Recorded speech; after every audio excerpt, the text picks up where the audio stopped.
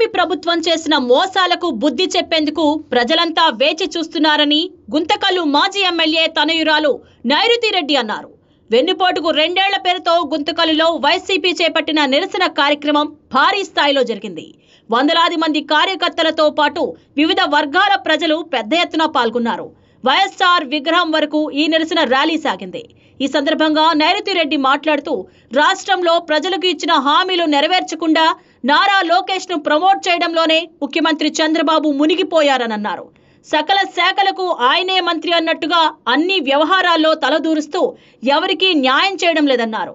ఇవాళ పాఠశాలలు ప్రారంభమైతే పుస్తకాలు, బ్యాగ్లు, యూనిఫాము ఇవ్వలేదన్నారు.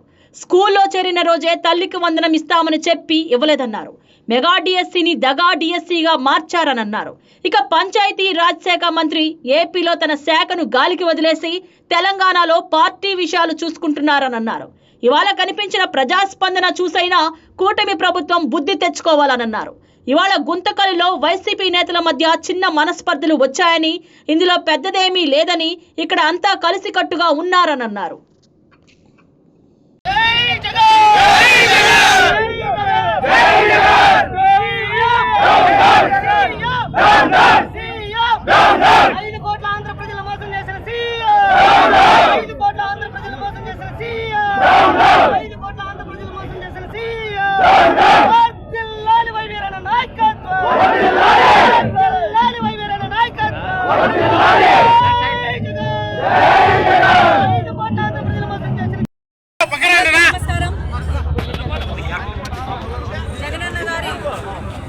ఆదేశాల మేరకు గుంతకల్ నియోజకవర్గ సమన్వయకర్త వెంకట్రామరెడ్డి గారి పిలుపు మేరకు వెన్నుపోటుకు 2 ఏళ్ల కార్యక్రమం గత వారం రోజులుగా మరి మండల కేంద్రాలలో కూడా జరుగుతూ వస్తుంది.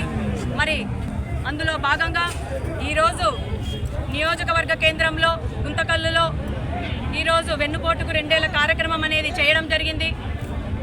మనమందరం చూసాం, ఈ ప్రభుత్వం ఏర్పడి 2 ఏళ్ళు అవుతున్నా కూడా ఏ ఒక్కరికి కూడా న్యాయం చేయలేని పరిస్థితిని మనమంతా కూడా గమనిస్తూ ఉన్నాం.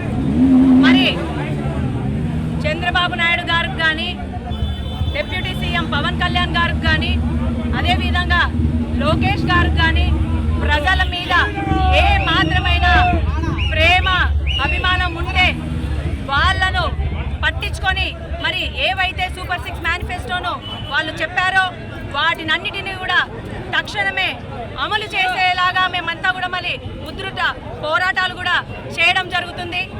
ఈరోజు మనం చూసుకుంటే స్కూళ్ళు ఓపెన్ అయినాయి.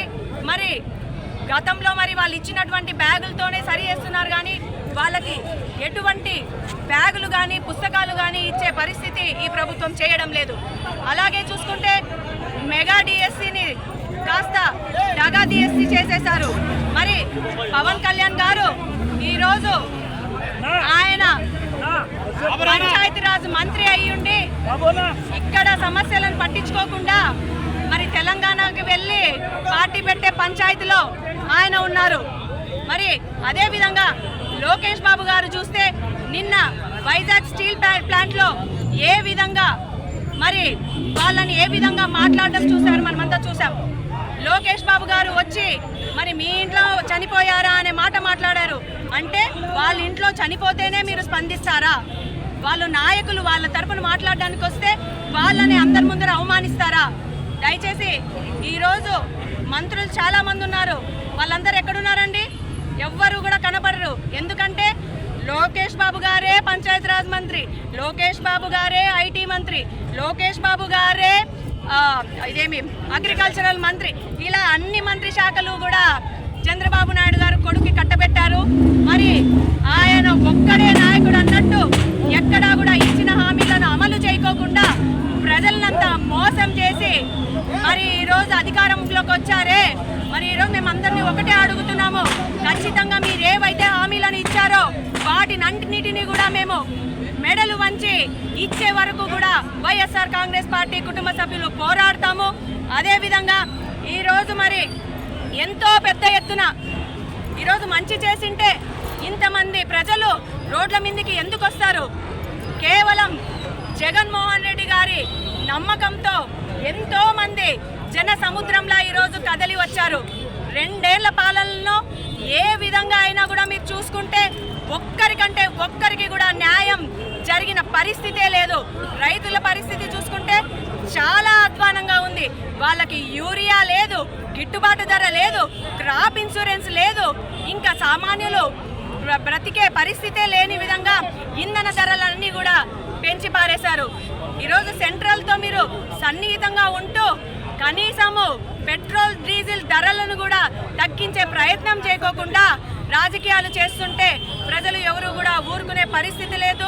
రాబో రోజుల్లో అంత దూరం ఎందుకు, రాబో లోకల్ బాడీ ఎలక్షన్లోనే మీకందరికీ బుద్ధి చెప్పేందుకు ఎప్పుడు ఎలక్షన్లు వస్తాయా, మీకు ఎప్పుడు బుద్ధి చెప్పాలా అని చెప్పేసి వేచి చూస్తున్నారు ప్రజలంతా.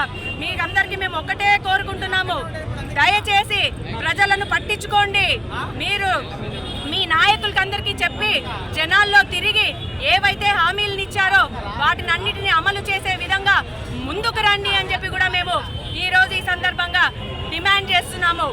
అదేవిధంగా ఈరోజు జరిగిన సంఘటన గురించి ఎలాగో ప్రెస్సుల్లో రకరకాలుగా రాసే ప్రయత్నాలు చేస్తారు. ఇక్కడ ఏమీ కూడా జరగలేదు. అందరూ కూడా కలిసిమెలిసి పార్టీలో చిన్నవి కామన్గా జరుగుతూ ఉంటాయి. కానీ ఈరోజు జరిగిన సందర్భాన్ని ఏదో హైలైట్ చేసి పత్రిక వాళ్ళని కూడా